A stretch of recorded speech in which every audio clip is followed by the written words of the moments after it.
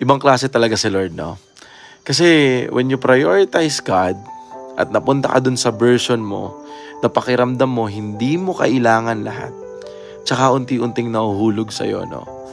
And it reminds me that God is really in control. And you will finally understand the meaning of God is in control. Pag you're not expecting anything in your life, but God eventually give it to you, kahit hindi mo ine-expect, no? Na maiintindihan mo na whatever meant to happen o yung mga bagay na para sa'yo, it will always come to you pag i-prioritize mo si Lord.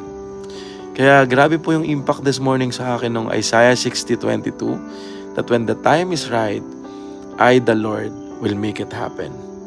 I hope you pause this morning, you reflect, you surrender it to God, have peace na God is in control. Ibibigay yun ni Lord pag para sa'yo.